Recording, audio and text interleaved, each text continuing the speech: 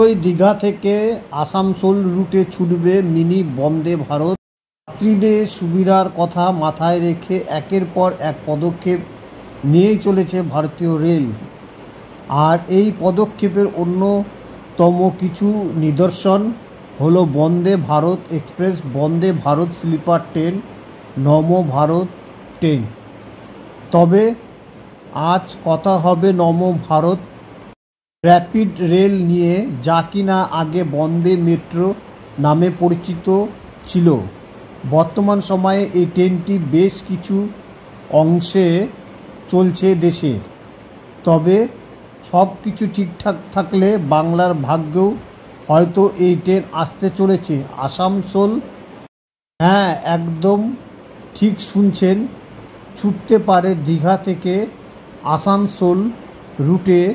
যদিও এই বিষয়ে রেলের তরফে আনুষ্ঠানিক কিছু বিবৃতি জারি করা হয়নি। ভারতীয় রেলের তরফে আনা এই নমো ভারত র্যাপিড রেল একের পর এক স্টোন স্পর্শ করেই চলেছে। আগামী দিনেও এই ধারাবাহিকতা অব্যাহত থাকবে বলে আশা করা হচ্ছে। যাই হোক, বর্তমানে এই ট্রেনটি আহমেদাবাদ থেকে ভুজ এবং জয়নগর থেকে পাটনা রুটে চলছে। এটিকে বন্দে ভারত এক্সপ্রেসের মিনি ভার্সন বলা হয়। এবার হচ্ছে দীঘা থেকে আসানসোল রুটেও এই ট্রেন নামতে পারে বলে জানা যাচ্ছে।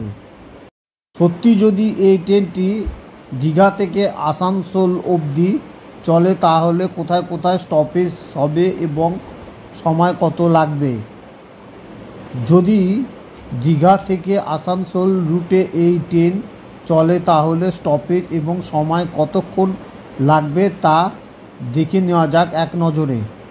খড়গপুর হয়ে দীঘা থেকে আসানসোল নমো ভারত র্যাপিড রেল চালাতে পারে। নমো ভারত 7 ঘন্টার কম সময়ে 372 কিলোমিটার দূরত্ব অতিক্রম করবে। এবার আসা যাক স্টপেজের ব্যাপারে। সূত্রের খবর, দীঘা থেকে আসানসোল ট্রেনটির যাত্রাকালে খড়গপুর জংশন, মেদিনীপুর, বিষ্ণুপুর, বাঁকুড়া এবং আদ্রা জংশনের মতো প্রধান রেল স্টপেজগুলিতে থামতে পারে। আসা যাক রুটের ভাড়া এবং কোন কোন সময়ে ট্রেনটি চলবে সে সম্পর্কে জেনে নেওয়া যাক।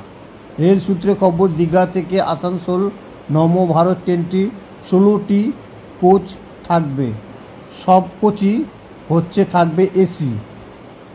ভ্রমণের ভাড়া অসংরক্ষিত থাকবে এবং সম্ভবত 350 থেকে 400 টাকার আশেপাশে। অন্যদিকে দীঘা থেকে আসানসোলের নমো ভারত র্যাপিড রেল দীঘা থেকে বিকেল 6টায় রওনা হয়ে আসানসোলে পৌঁছাবে রাত 11টায়। এরপর ফেরার পথে ট্রেনটি আসানসোল থেকে সকাল 7টায় ছেড়ে দীঘায় পৌঁছাবে দুপুর 2টা নাগাদ।